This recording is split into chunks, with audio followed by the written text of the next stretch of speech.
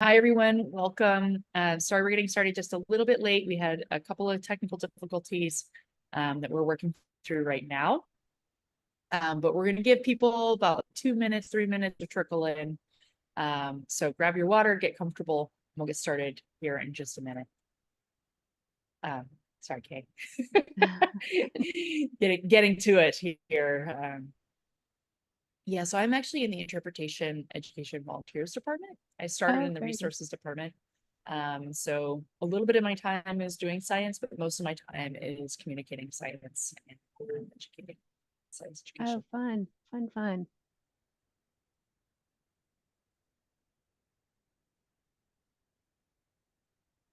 It is fun. It's like my two greatest passions. The hard part is balancing it, right? Because I want to do all the things. Right.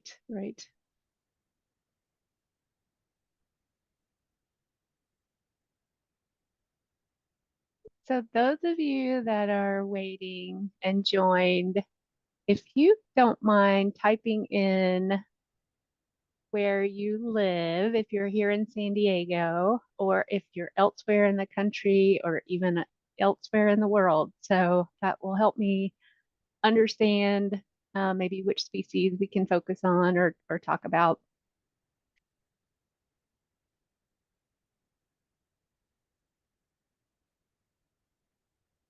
Hey, welcome. If you just joined us, we're going to get started in about 2 minutes.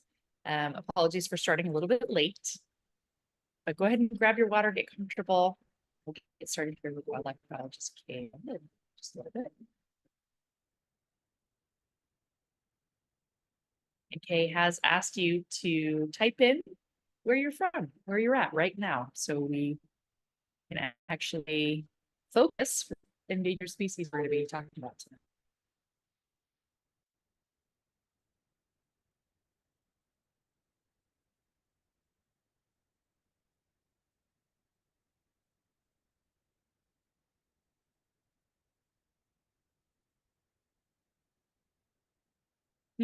Chat is disabled. Thank you very much for letting me know that. We'll take a look at that here in just a second. They're tuning in from Los Angeles, California.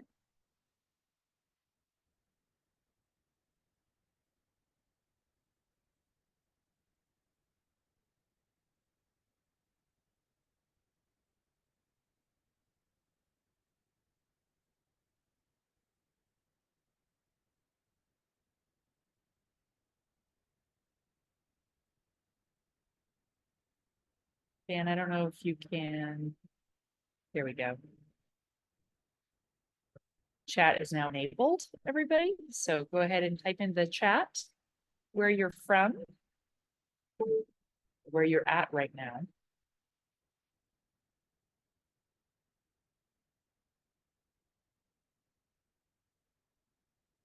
Oh my goodness. Mississippi. San Diego. Hey, Amanda. Definitely have a couple of San Diegans here, as expected.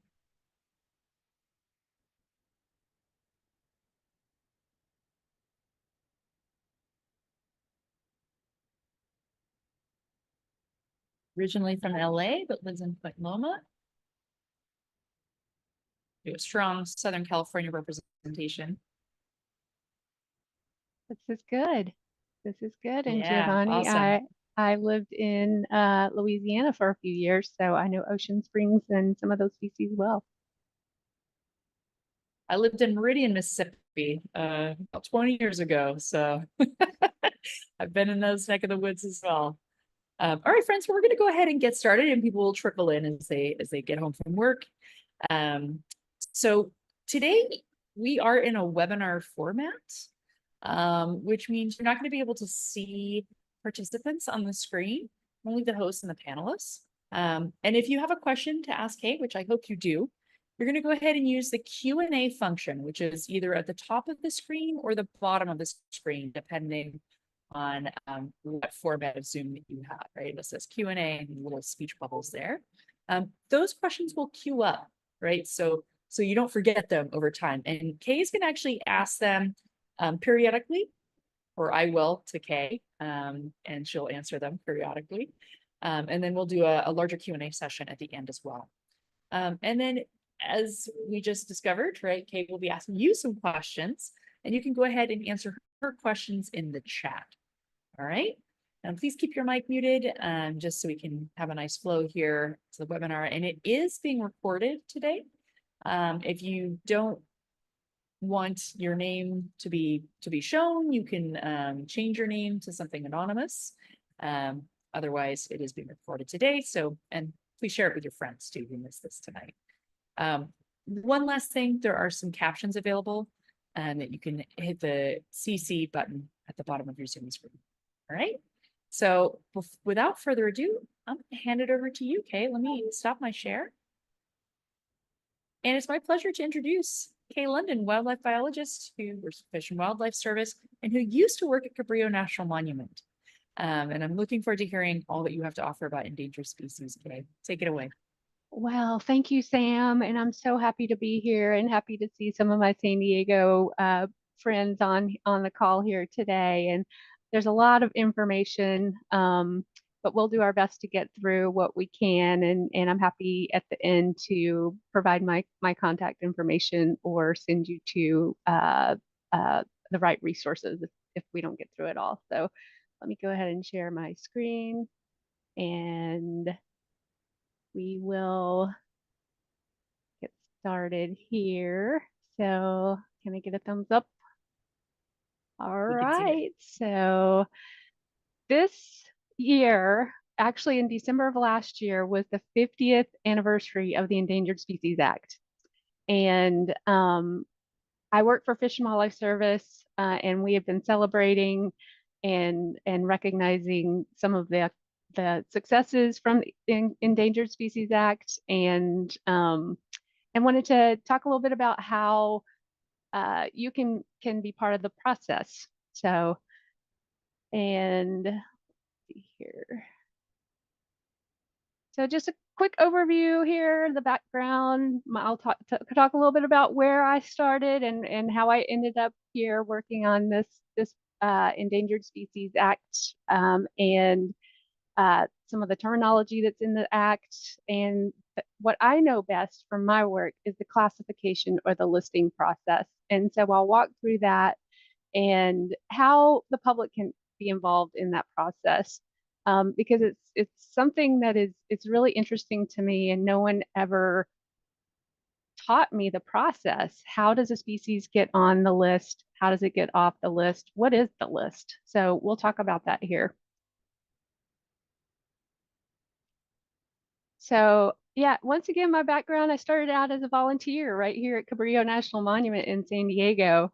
It was early 2000s, and my first day as a volunteer, it was New Year's Day, and I was a herp, and it was one of the busiest days of the year, one of the best low tides ever, and it was chaos, but I loved it. I loved engaging with all of the visitors and being able to show them that that side of the park. And I just fell in love with Point Loma, fell in love with the park, and decided I wanted to do more. I wanted to actually spend my life and devote my life to conserving species, protecting their habitats. And so I went to Humboldt State University, and which is now Cal Poly Humboldt, and got my degree in wildlife biology. And then I came back and got a job on San Clemente Island. You'll see the little animals that I have here on the screen, and I want to give you all an opportunity to take a look at these. And I don't want to spoil it, but if you know these species, feel free to put them in the chat. So, and then from let's see, from then I got a job at Cabrillo as the biotech. So my dream had come true. And so you can see some pictures of me working closely with some devoted volunteers, doing some of the various volunteer opportunities in the park. Down on the lower left, we were looking at, I believe we were weighing a mouse, trying to figure out what species it was. Next to that, on the lower middle, we were I think we were looking at a snake there, and that was Bob. He was a very dedicated volunteer that would come out and help. From Cabrillo, I moved up to work on Camp Pendleton as the uplands biologist, and I have some images here from Camp Pendleton. So that's species number 2, mystery species number 3, and species number 4. And if you guys know these species, it's kind of tough. Feel free to put them in the chat, and otherwise I'll tell you. And then after Camp Pendleton, I moved to the Southeast, where I worked for the Southeast region, regional office for the Fish and Wildlife Service. And that's how I got involved with the Endangered Species Program through Ecological Services there. So just, let's see, if you don't know the species here, it's pretty much by location, because a lot of these look similar. The first one is the San Clemente Island fox, which is not listed. It was a candidate species for many years, but due to, because San Clemente Island is a Navy island, they've done a lot of management, and the species has not been listed. The next one is the number 2 is the Stevens kangaroo rat, and that was one of my favorite species to work with on Camp Pendleton, which was recently reclassified from endangered to threatened. So that's a success story of the Endangered Species Act. And number 3 is, it's a carton of eggs, but oh my goodness, it's snowy plover eggs, but not really. It was a project that someone was working on. They used quail eggs and painted the eggs to look like snowy plover eggs that had some emetic. It was like a very bad tasting substance to keep the raptors from predating the snowy plover nest. So that was pretty cool. And then number 4 is our northern harrier chicks here. It's our ground nesting raptors that were on Camp Pendleton that we came across a nest and enjoyed those little chicks there. They're not protected by the Endangered Species Act, but they are protected by some of our bird statutes.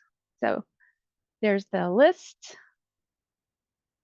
And Department of Interior is what Fish and Wildlife Service falls under. It's a branch of it's a department within the executive branch.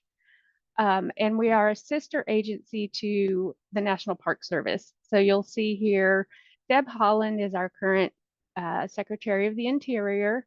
And to the left, you'll see where the National Park Service and U.S. Fish and Wildlife Service are both under the Assistant Secretary of Fish, Wildlife, and Parks. And here's some more for those of you that are familiar with Cabrillo and some of the species that are here on the park. Let's see how well you know your Cabrillo species. So this first one, it's a teeny tiny little plant. It is the very first time I saw it, I couldn't believe that was the plant that I had been looking for a really long time. And it's about the size, from what I recall, it's about the size of a nickel. And it was very cryptic and hard to see. The next one is an occasional visitor at Cabrillo, but you could be lucky enough to hear it. And then the third one is one that we can find there. I don't know if they're still nesting there, but they used to nest out at the tip of Point Loma, and you could see their offspring every year flying around. It was fun. So that's the Orcut spine flower, the coastal California gnatcatcher, and the American peregrine falcon. And each one of these species have a connection to the endangered species list, because as of now, the Orcut spine flower is listed as endangered since 1996. And then the coastal California gnatcatcher has gone through several iterations of taxonomic changes, and it is now considered threatened. And it also has critical habitat. And then the third species is the American peregrine falcon, which was one of the first species listed on the endangered species list in 1970, and it was delisted in 1999 due to recovery. So another success story.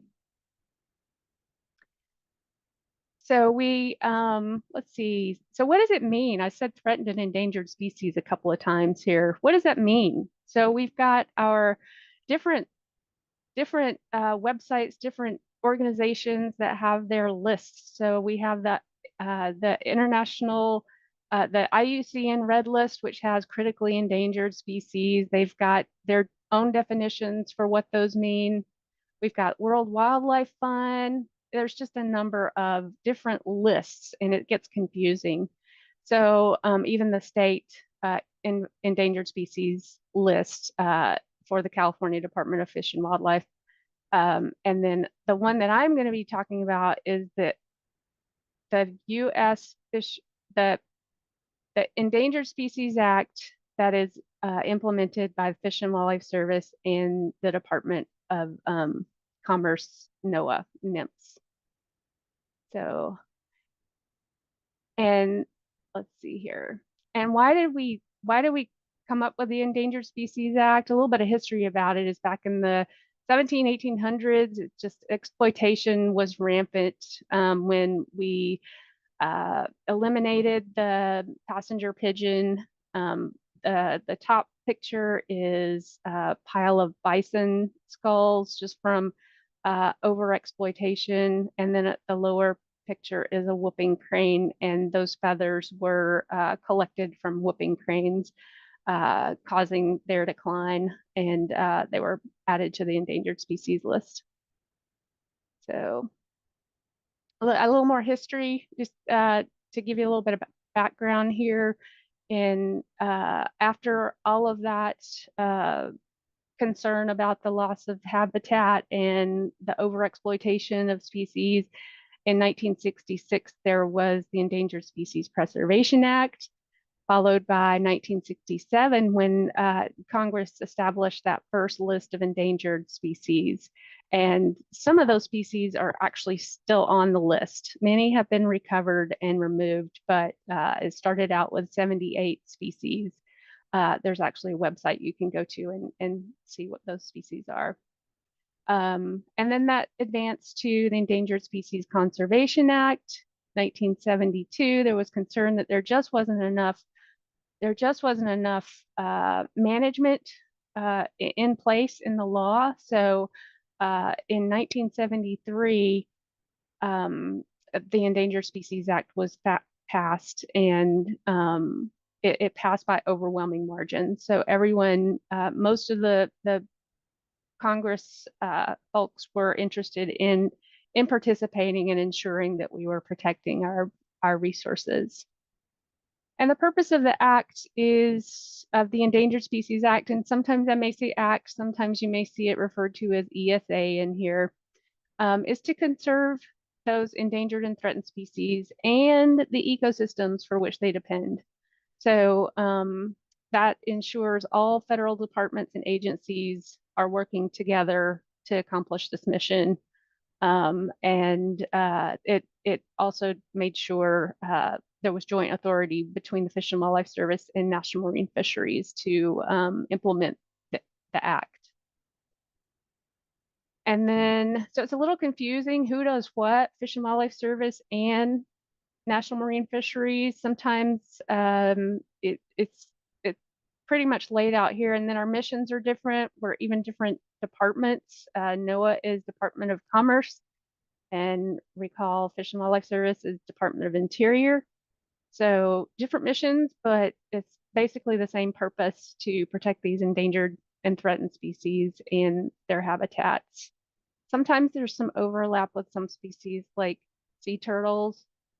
Fish and Wildlife Service is charged with their on-land habitat and the turtles that are on land while nesting, and then NIMS oversees the sea turtle habitat and the sea turtles that are at sea. Just a little bit of civics here, just so you remember how the hierarchy here. We have treaties usually established between countries.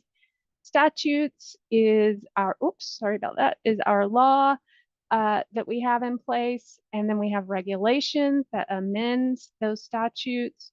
And then we have policies that provide guidance to accomplish those regulations, meeting the needs of the statutes. So the Endangered Species Act falls right here on the statutes. When we add and remove species to the list, those are regulations amending the statute. Or I should say amending the regulation, the regulations, yeah. So, and here, some of the highlights of the act is the different sections of the act. It outlines the process for listing species, which is what I'm most familiar with as threatened or endangered. It requires determination of critical habitat, and that's that protecting the habitat component. I'm not going to talk about that too much tonight. That's another process, but I'm happy to answer questions and tell you where it falls in the process. There's also, once a species is listed, it provides for recovery planning and monitoring of that species to make sure that we're going in the right direction and trying to get that species recovered. It provides financial assistance to states and territories. And this other piece, I think I already mentioned that it requires the federal agencies to avoid jeopardizing listed species. Some people maybe if you are familiar with interactions for federal agencies, some people call that Section 7 or consultation. And it identifies prohibited activities. But there are some exceptions to those prohibitions and some exemptions too that just private citizens or entities can get. And of course, there's penalties and enforcement if you don't obey the laws. So the Endangered Species Act has that spelled out, what those penalties and enforcement are. And these are the different sections that all of those categories fall under. The Section 4 is really the endangered species, the description of the classification process, and Section 3 we're going to talk about here in a second, because you have to understand the definitions to know what your goal is. And then Section 9 are those prohibited acts. And then Section 12 is endangered plants. So, and then they're all intertwined one way or another, and they're all important. But let's just go through here, like Section 3, some of those definitions. This is where Endangered Species Act is different from all of those other entities that have their endangered and threatened classification. So it's an endangered species is a species in danger of extinction throughout all or a significant portion of its range. Threatened is likely to become endangered within the foreseeable future throughout all or a significant portion of its range. And so there's definitely been some interpretation questioning over the past about what that means, and there's lots of case law that will provide guidance as we determine the status of species to help us all calibrate and make sure that we're applying those definitions consistently. So here's one of our local species, the California ridgeways. It's always been hard for me to say, ridgeways rail, and that one is currently listed as endangered. Some of the prohibitions for endangered species include this piece that is described as take. And so it's prohibited to take any listed that's in threatened or endangered species. And the take includes this whole definition of harass, harm, pursuit, hunt, shoot, kill, wound, trap, capture, or collect, or attempt to engage in these activities. So there's a very broad definition. And so so so technically any of those activities are prohibited if you're going to engage with a listed species. For plants, it's a little bit different. So they don't have the same level of protections as animals. On the federal lands, you may not remove, reduce to possession, um, maliciously damage or destroy. And then you elsewhere, not on federal lands, you can't remove, damage, or destroy in knowingly violation of state law, criminal trespass. So, and of course, there's no interstate sale, import, or export, which is a major threat to some of our species. Like here's a Dudleya that I believe is up in, I think it's near Ventura, and it's listed as threatened. But that one of the threats for this species was and still is collection. So let's see here. So throughout the presentation, I inserted these little people here, the little people icon where anyone can participate. And in fact, participation is needed for this whole Endangered Species Act to work. So, and I'll note it on each slide where the public or private landowners can participate in the process. So I mentioned the prohibitions and what you can and cannot do for animals and plants. And these are exemptions though. So if you, for instance, wanted to do some research on one of these species that are listed, you could apply for a 10A 1A permit. So that would allow for like some of the zoos that have some research ongoing that are focusing on enhancing the survival of the species. And also there's you can, a private landowner, if they implement a habitat conservation plan, and that habitat conservation plan includes measures that will avoid take for a species or mitigate take, then they can be provided a permit for certain activities. Let's see, and so the 10A 1B, let's see, I think I just covered that. So the penalties part is well laid out in the in the statute, in the Endangered Species Act statute. So it provides for civil and criminal penalties, and they can be pretty hefty. And there's law enforcement cases all the time regarding take or activities that affect the listed species. But it also allows, this process allows for citizens to challenge the decision or the classification of species. So this is how it all plays out for getting a species listed on the Endangered Species Act. And ultimately, the final goal is we have the process. The ultimate goal is to recover the species enough so that it can be removed from the endangered species list. And so to do that, it's a whole process. It's not quick. It's not easy. So we go through a series of processes, documents, reviews, decisions. And so you'll see some of these can take years to get through the process.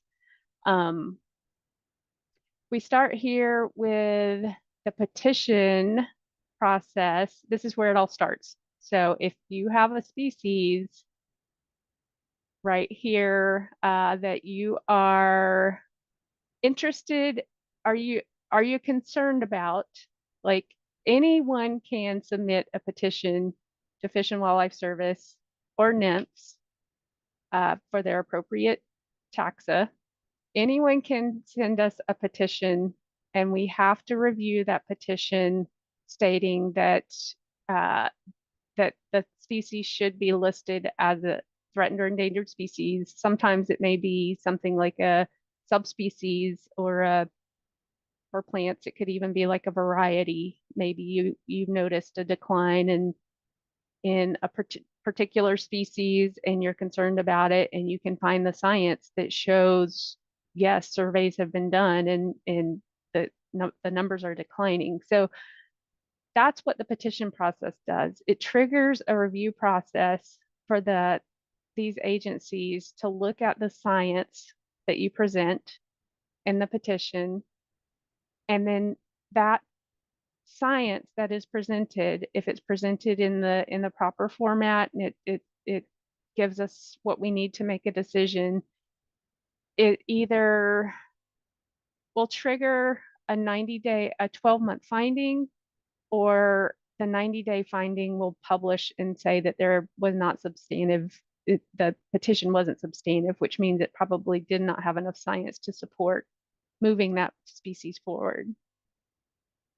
At that stage, in between the 90-day and 12-month finding, once that substantive decision is made, that there's enough information, that species becomes what's called either a candidate, or it becomes what we call an at-risk species. So that's the terminology that Fish and Wildlife Service uses for these species that are sort of pending a review, and they're just are held in the system until we can get to that thorough 12-month review to figure out if it meets the definition of threatened or endangered. Here's an example of a petition. This one came in several years ago from a petitioner that was interested in 53 species. This came to the Southeast region.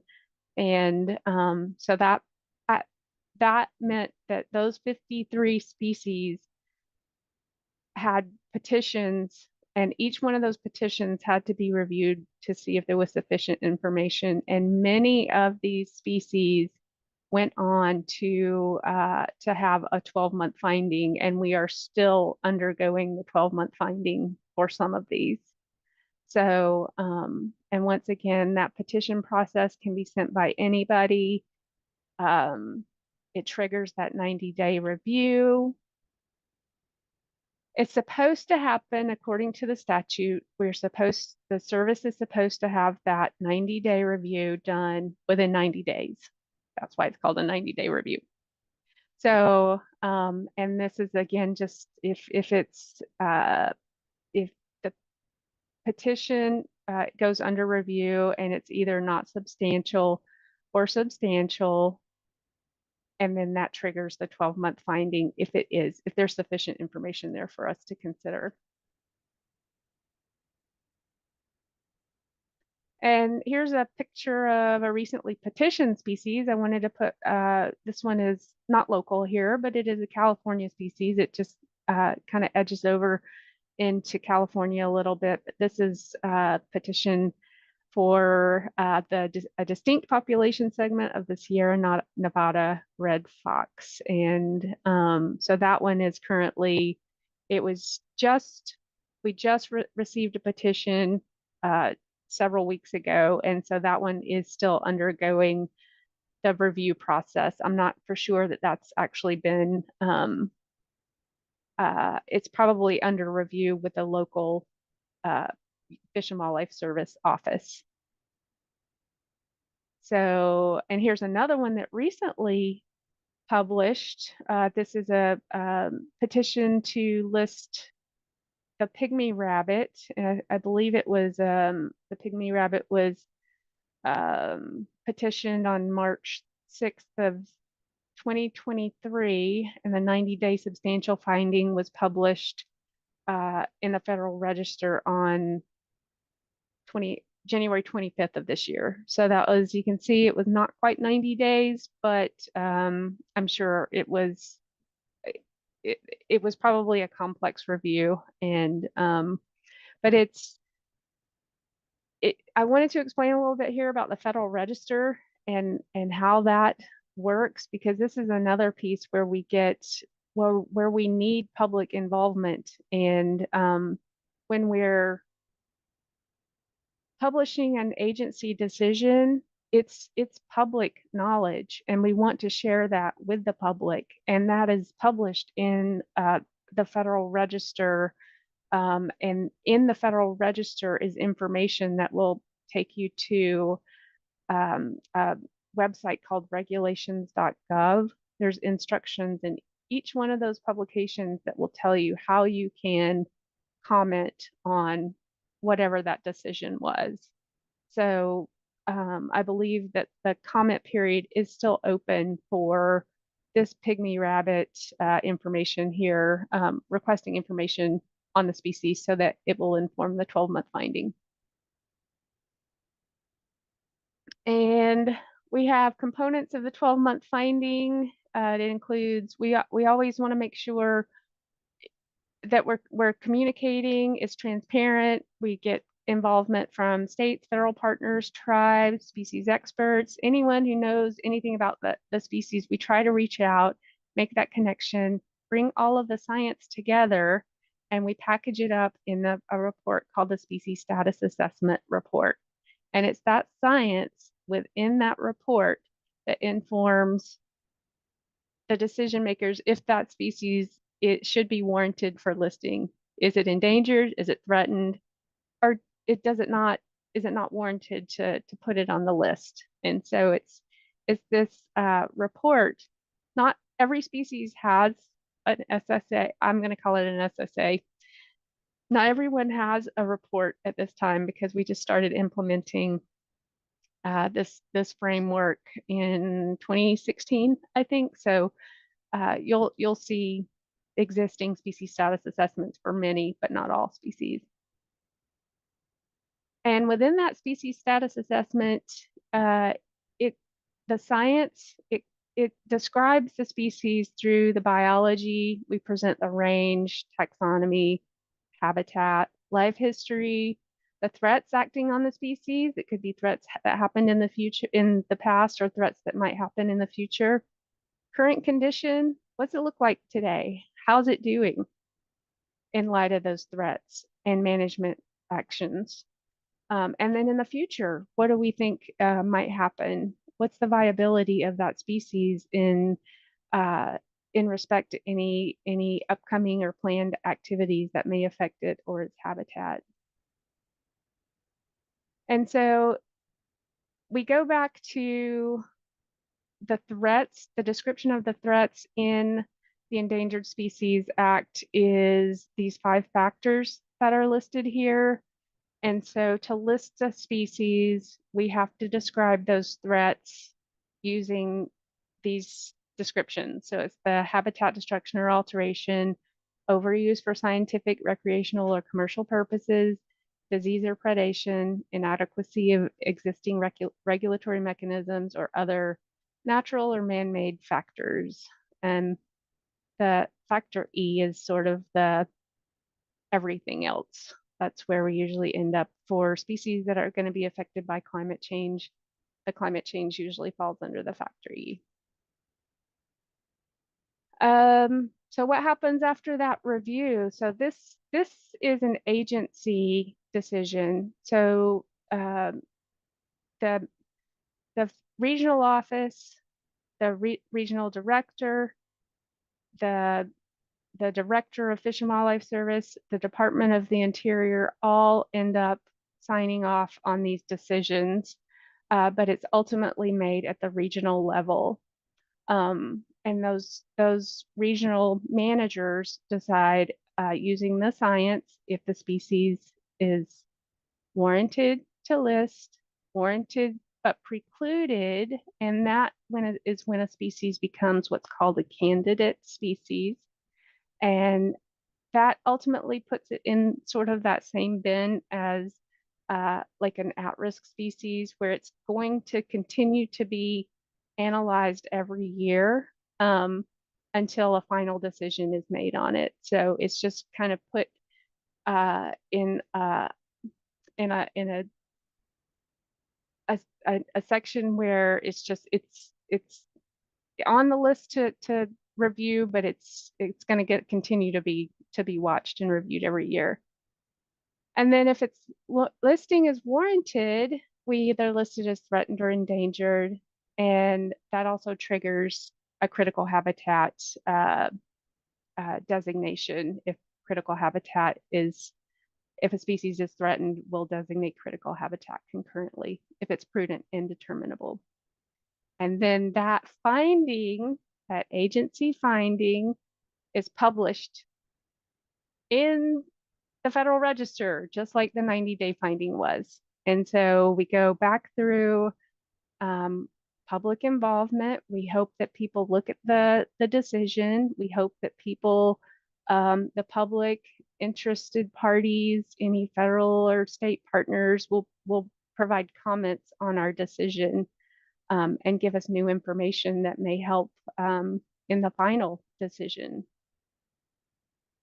So here's a recent proposed listing. This is for the Western Spadefoot. This was just, let's see here. This was just listed, as you can see here, this was a proposed rule here. So just to help you navigate the Federal Register documents here. This is what you're looking for. You'll see this is a proposed rule for the Northern and Southern Distinct Population Segments, or DPS, of the Western Spadefoot. And then you can further find the information for where you can provide comments. And it usually tells you when those comments are due. If you wanted to send them by mail, they have an address in here for who you can contact. I think there's usually a phone number in here if you had questions. So all your resources start with a Federal Register publication. And then once that publishes and the public has access to review that rule, then we give a 60-day period and hope that people respond and give us some feedback or information. And then we also want public engagement through public hearings and meetings. So we offer an opportunity for the public to request a personal a meeting. Oops, sorry about that. And there's usually a 40-day period there that people can, once a species is proposed for T or E, they can request a public hearing. And those are done virtually now or in person, depending. And this is what that regulations.gov looks like. Does anybody have any questions or anything right now?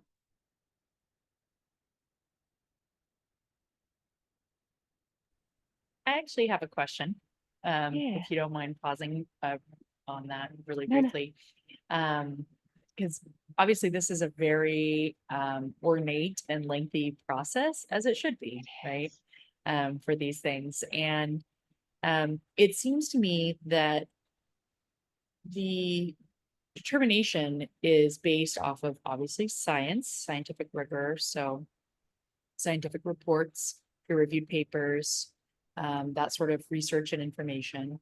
But is that information only gotten from stuff that's already been peer-reviewed, or does Fish and Wildlife Service, once this process has been initiated, do they also do their own research to verify some of the literature, or do they just pull from the literature?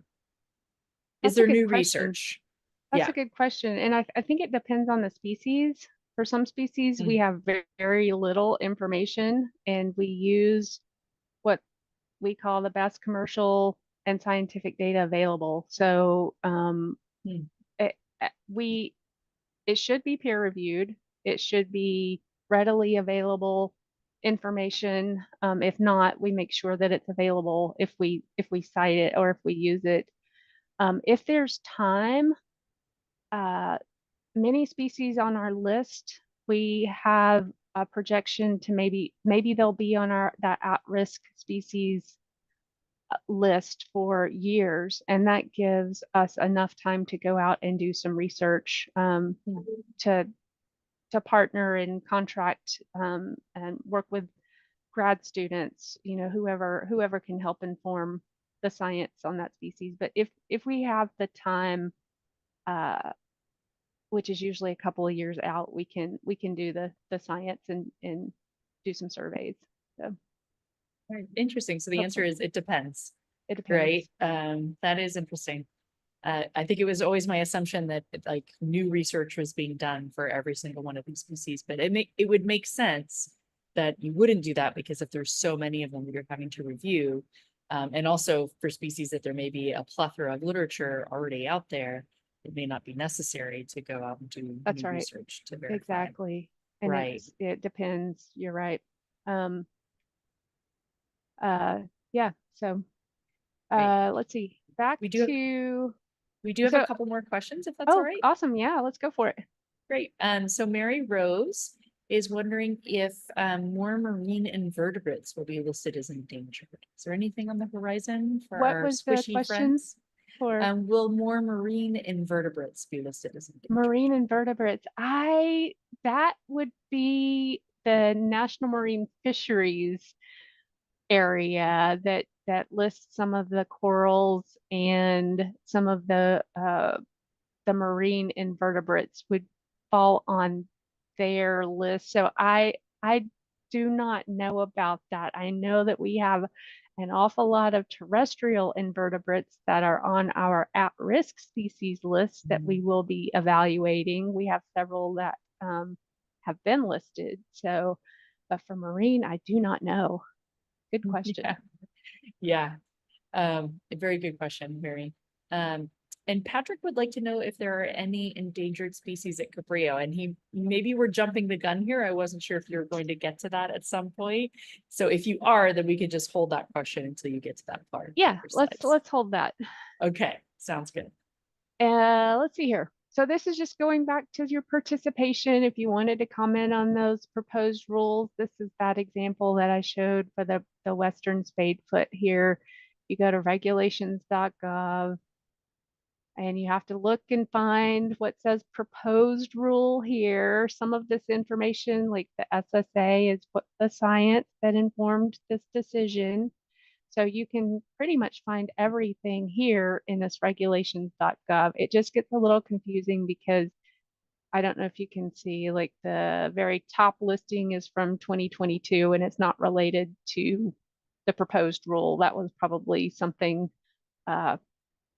related to, it says a habitat conservation plan. So, but you have to do a little bit of legwork and figure out which document you want to pull up here, and then there's usually a section where you can push comment and provide a comment directly in the system there, and it records it. So here's another local species. This one's not at Cabrillo, but this one is in San Diego County, and it's the southwestern pond turtle that was just recently listed as threatened. And once the species gets listed, remember those prohibitions exist. So there's no take for those animal species. And it also prohibits the federal agencies from jeopardizing the continued existence of proposed threatened or endangered species. And then that proposed status, according to the statute, should be finalized within 12 months. And that provides us sufficient time to pull that science together, any new information that came in during that comment period, and also the peer review comments too. And plus we're coordinating with states and federal partners nonstop all the time. So we're trying to figure out if it met the species, the definition of threatened or endangered, and it's going to be proposed for listing. We're coordinating and pulling the science together to make sure that that still applies a year later, and will be finalized. And that's when the final listing happens. So in all honesty, it's supposed to happen within 12 months. The statute says 12 months, but some of these species have very complex and complicated science, and it may take longer, especially if we have coordination ongoing. And Once it is finalized, here we go again, right back to the Federal Register. It publishes in the Federal Register.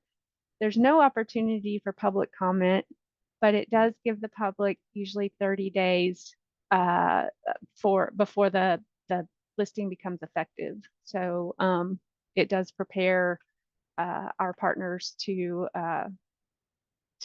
be informed that that rule will be effective with 30 days after it publishes. And that starts the whole, well, that's where we amend. Once a species is listed, finalized, listed as threatened or endangered, then we amend that code, that federal code, and we add species to the list, and that's in Part B.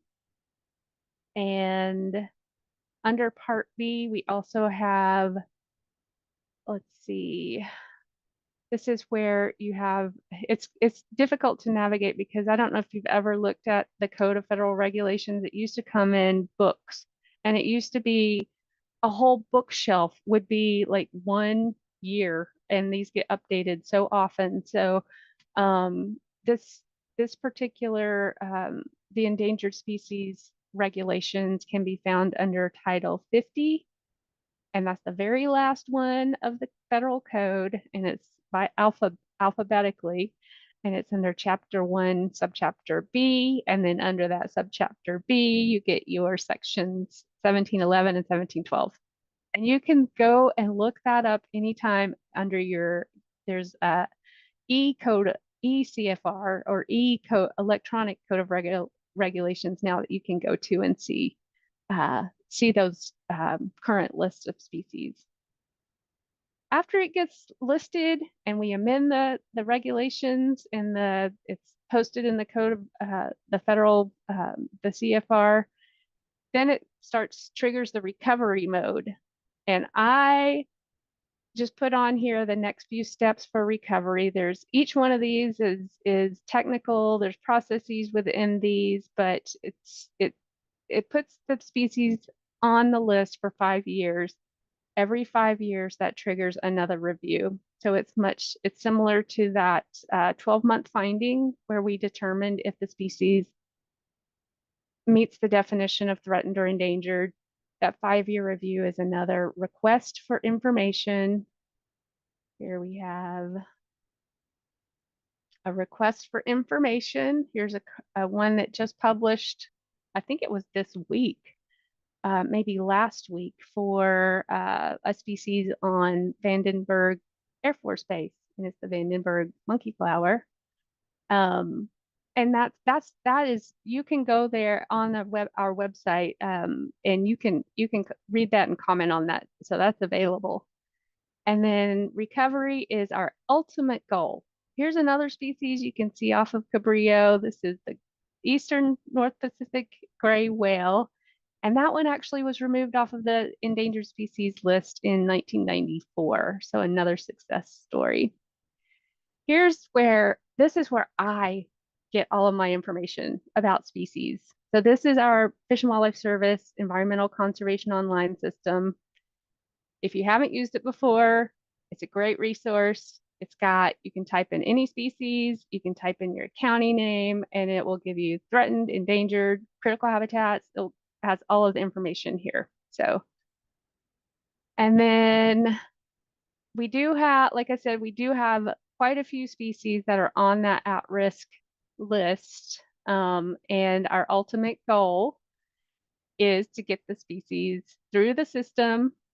Either they're not listed. If they are listed, we want to recover them so that they're removed from the list.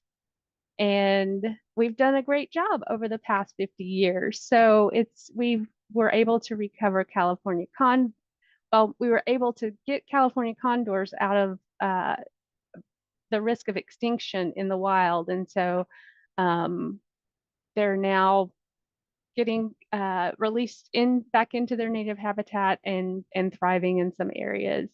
Bald eagles were protected when the DDT use was banned. And some of our first species that were listed, like the alligator, American alligator, Aleutian Canada goose, and grizzly bear, they're recovering. This I just grabbed off of our ECOS website today. It's the list of species that have been recovered. They were once listed as threatened or endangered and have now been removed from the list. So this is 82 species, and this is our success story for implementation of the Endangered Species Act. And again, we all count on the public, our partners, everybody to be part of the process. These are some resources. If you're interested, you can contact me or your local Fish and Wildlife Service field office if you have questions about your species in your specific area. And I'm going to take you right back where I started, which is right in the tide pools of Cabrillo National Monument. So we're all in this together. And yeah, I know that's a lot of information. And like I said, there's processes within processes within processes, and there's reviews and reviews and reviews of all of these decisions that we make. So hopefully that helps you understand the process and how you can play a part. So I want to go back to some of the questions though. So are there any other questions? Yes, we do have a few questions, and thank you, Kay, for that illumination actually, and for your diligence and hard work, because I'm sure your eyes are swimming by the end of the day reviewing all those legalese documents there, right? But what you're doing is such important work for our public lands and for the planet. So Patrick, once again, his question was, are there any endangered species at Cabrillo? Can you think of any, Kay, at the top of your There head? are the slide that I showed at the start. Let's see here. Let's see here. I may have to, I'm sorry to take you guys on a whirlwind here, but I'm going to have to scroll up to get to it. We're going a little So journey here. sorry about that, everybody. Slide journey. So No there are worries. some listed species at Cabrillo, and some of them, well, some of them are in the park, some of them are near the park, or some of them may fly over the park.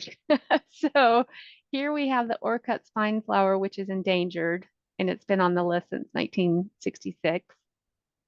We have the California gnatcatcher, which is now threatened since 1993, and the peregrine falcon, which is one of the historic species that was, whoops, sorry about that, was one of the original listings on the endangered species list in 1967. So, or I'm sorry, 1969. So that that species is actually no longer on the list. So we did our recovery. We met our goals, and that species is doing well. Like Sam said, you can see them off of Point Loma, and they nest right there on the cliff. So there may be others, and if anybody is on the call, or Sam, if you know of any other ESA listed species that I missed, there may be some species that are considered sensitive or species of special concern, but I don't have those listed. Yeah, those were the two, the Orcut spineflower and the California gnatcatcher were the two that come to top of mind for me. So yeah, so we do have some very special species that need our protection. They all do, but especially these ones here at Cabrillo. Giovanni would like to know how much data is needed for a petition, or are all petitions considered equally? We start out considering all petitions equally. It's a non-biased review, and there is a website that I'm happy to share. I'm gonna see if I think I have it pulled up here. Oops, sorry about that. But it has all of the requirements for a petition, and some of that is making sure that you that we have your citations, all of your reference material that you cite. There's also another requirement where you need to inform the state of wherever the species is located. You need to inform that state that you're going to submit a petition. And I am trying to remember what else is required, but I can get that link that has the entire requirement list on there. So yeah, sorry, I don't have that with me right now. Anything else? Yeah, we have one more question here. It's a long question, but it's a really interesting one, and one that I've thought of too. So I'm sure many of us will be interested in the answer. So what happens when a private landowner has an endangered species on their property or a rare plant on their property? Yes. Does U.S. Fish and Wildlife Service or any other federal organization have to ask for access from the landowners to do a survey on the species, or how would that process work? Yes, we certainly would need to ask for permission. The Endangered Species Act does allow for certain private landowners that may have listed species on their lands to establish agreements or plans. It's for any activities that they could that might harm that species or cause take for the animals. The like for access for surveying that, I don't know that there's anything in the act that says that we should be or anyone should be requesting access, but I think that would be normal practice to make sure that there's consent from a landowner prior to conducting any surveys. Hopefully that helps. Was a bit of a pickle, wasn't it? Amanda would like to know, how many months does it take to delist an animal? That's another good question. So we have the 5-year review process once a species is listed, and that process goes through, it triggers that entire review process, just like when you list a species, where you look at the science, which is now compiled in a species status assessment. You look at the science, make a determination, and we're still inviting the public to share information. Well, I guess I should say, once a species gets listed, then there's a recovery plan, and that's another step I didn't get a chance to talk about. But at the 5-year review stage, that's when you reinitiate that status to figure out if is it threatened, is it endangered, can we uplist it, can we downlist it, can we delist it, and then it starts that proposed rule process where it goes into the Federal Register, we get comments, and then a year later we're supposed to finalize based on the science that we have from that point on. So it can take, well, some of the species that were the original species listed on the list are still on the list. That's just simply because they haven't recovered. But in an ideal world, you could probably get a species on the list and off the list in 15 years, maybe. Yeah, so really quickly then. No, I'm just kidding. Yeah. So let's do, I know we're a little over time because we got started just a little late. So let me just, final question here. I'd like to end on a positive note, of course, always. What is one piece of advice you could give people to help endangered species? If you had to choose one thing that people could do to help endangered species, what would that one thing be? That's a tough question. I think it's really what we're doing here today and tonight, and it's teaching people and sharing what you know and inspiring others to do the same. So I, if you can just do one thing, whether it's volunteering or just even taking the time to learn about a species and its habitat. It's really important that we share that with others and inspire others. So Yeah, I love that. That's why I love science communication so much, is that it's that ripple effect, right? As you're sharing with others, ripples out. This was wonderful. Thank you so much, Kaye, for joining us tonight and sharing your knowledge, and enlightening some of us to how this whole process works. And I want to thank everyone else for coming tonight and participating in this Naturally Speaking talk. We'll be back in a couple of months with another Naturally Speaking, though I'm not sure exactly what date yet, but stay tuned. That'll be on the website, and that'll be in our social media as well. Thanks again, Kaye, for coming tonight. And thank thanks to you, the rest of you everybody. participating. Have a Have a great good one. evening.